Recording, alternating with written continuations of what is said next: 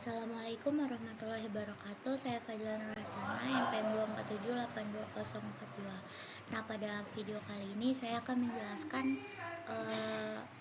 menjelaskan paket tracer yang berjudul Configure Path atau Port Address Translation. Nah, pada video ini untuk menjelaskan bagaimana cara mengonfigurasi path menggunakan dua metode yang berbeda, yaitu menggunakan path pool dan menggunakan interface. Kemudian melakukan verifikasi untuk memastikan konfigurasi yang telah dibuat dapat berjalan dengan baik. Nah, sebelum masuk ke proses konfigurasi, saya akan menjelaskan sedikit mengenai konsep dasarnya terlebih dahulu. Nah, jadi NAT itu merupakan suatu teknologi yang digunakan untuk menerjemahkan alamat IP private menjadi alamat IP public. Nah, teknologi ini sangat penting karena jumlah alamat IP versi 4 yang tersedia di dunia sangat terbatas. Sedangkan jumlah perangkat yang membutuhkan akses internet terus bertambah setiap tahunnya. Nah, dengan adanya NAT ini, banyak perangkat di dalam jaringan lokal tetap dapat terhubung ke internet, meskipun hanya tersedia sedikit alamat IP public.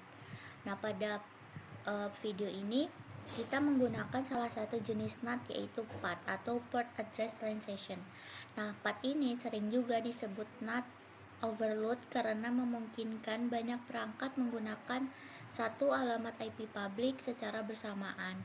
Nah, hal yang membedakan setiap koneksi bukan lagi alamat IP-nya, melainkan nomor port yang digunakan.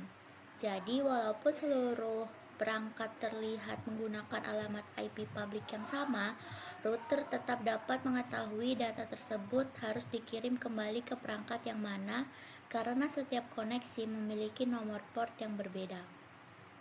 Nah, setelah memahami konsep tersebut, langkah pertama yang dilakukan adalah melakukan konfigurasi dynamic NAT with overload pada router 1. Nah, tahap pertama adalah membuat akses control list dengan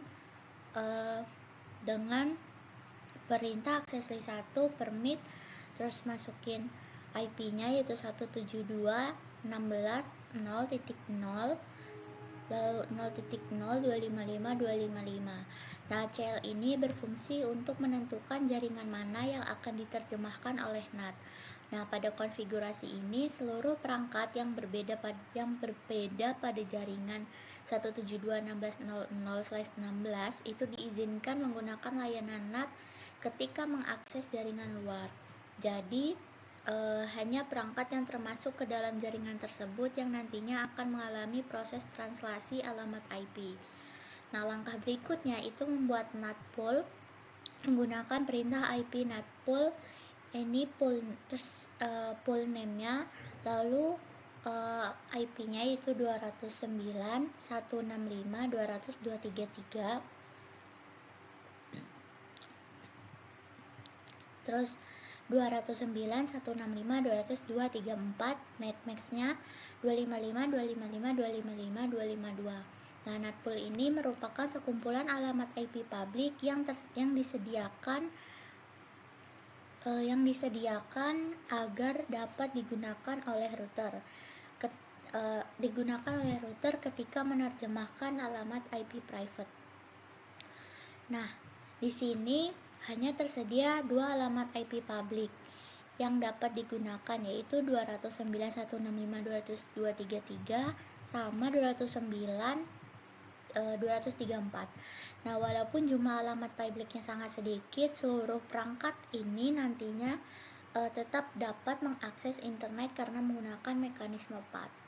Nah, setelah NAT pool berhasil dibuat, langkah selanjutnya menghubungkan dengan NAT pool menggunakan perintah IPNet insert source list 1 pool, terus pool name-nya lalu overload. Nah, perintah ini memiliki arti bahwa semua alamat IP yang disesuaikan dengan ACL nomor 1 itu akan diterjemahkan menggunakan alamat IP yang berada di NAT pool. Nah, kata overload merupakan bagian yang penting karena perintah inilah yang mengaktifkan fitur port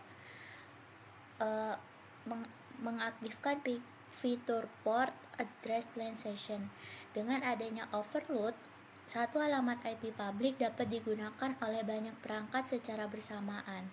Router akan membedakan setiap koneksi menggunakan nomor port sehingga semua perangkat tetap dapat berkomunikasi tanpa saling bertabrakan. Nah, selain itu dilakukan konfigurasi pada setiap interface router. Interface yang mengarah ke internet diberikan perintah IP NAT outside, sedangkan interface yang mengarah ke jaringan lokal diberikan perintah IP NAT inside. Nah, konfigurasi ini sangat penting karena router harus mengetahui sisi mana yang merupakan jaringan internal dan sisi mana yang merupakan jaringan eksternal.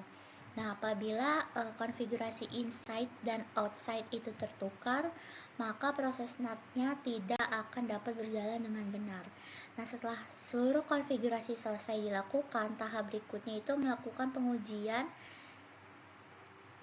dengan cara membuka web browser dari PC1. Ini dari PC1, lalu laptop 1, PC2, dan laptop 2. Jadi kemudian mencoba mengakses halaman web yang berada pada server 1. Nah, apabila semua perangkat berhasil membuka halaman tersebut, berarti konfigurasi path telah berhasil dilakukan. Nah, hal ini menunjukkan bahwa router mampu menerjemahkan alamat IP private seluruh perangkat menjadi alamat IP publik sehingga komunikasi menuju jaringan luar dapat berlangsung dengan baik. Nah, langkah berikutnya adalah melihat hasil translasi menggunakan perintah show IP NAT translation. Nah, dari hasil tersebut dapat dilihat bahwa seluruh perangkat menggunakan alamat IP publik yang sama.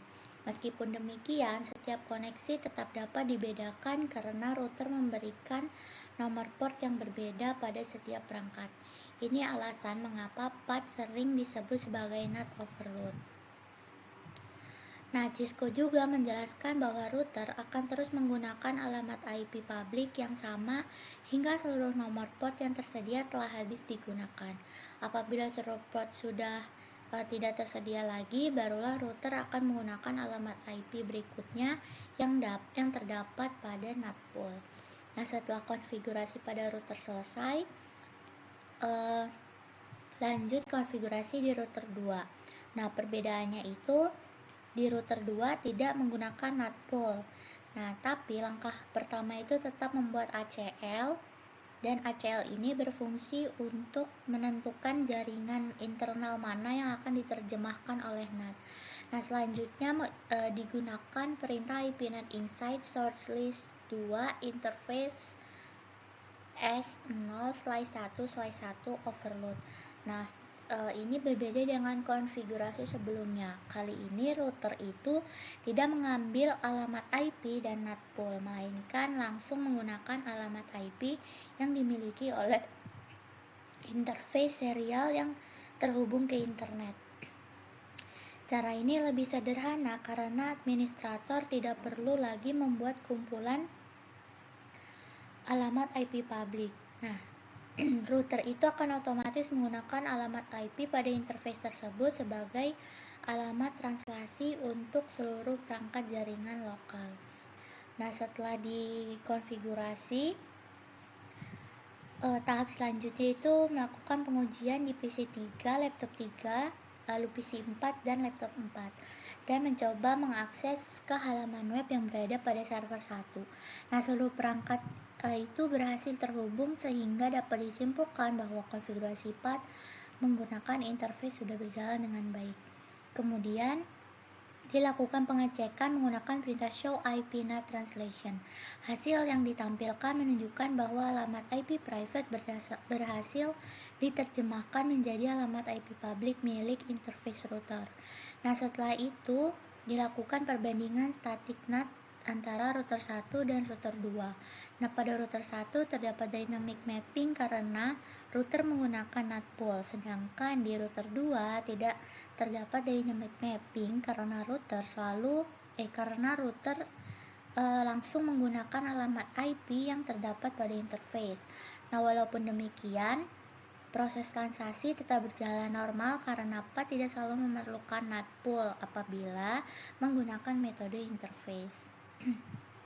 Nah, berdasarkan praktikum yang telah dilakukan, dapat disimpulkan bahwa PAT merupakan teknologi yang sangat efektif dalam menghemat penggunaan alamat IP versi 4 publik. Nah, banyak perangkat dapat mengakses internet secara bersamaan hanya dengan menggunakan satu alamat IP publik karena router membedakan setiap koneksi melalui nomor port. Nah, praktikum ini menunjukkan adanya dua metode konfigurasi PAT, yaitu menggunakan NAT pool dan menggunakan interface. Nah, keduanya ini sama-sama dapat digunakan untuk menghubungkan jaringan lokal ke internet. Hanya saja mekanisme pengambilan alamat IP-nya yang berbeda. Nah, dengan memahami kedua metode tersebut, kita dapat memilih konfigurasi yang paling sesuai dengan kebutuhan jaringan yang akan dibangun. Nah, sekian penjelasan dari saya. Terima kasih atas perhatiannya. Saya akhiri. Wassalamualaikum warahmatullahi wabarakatuh.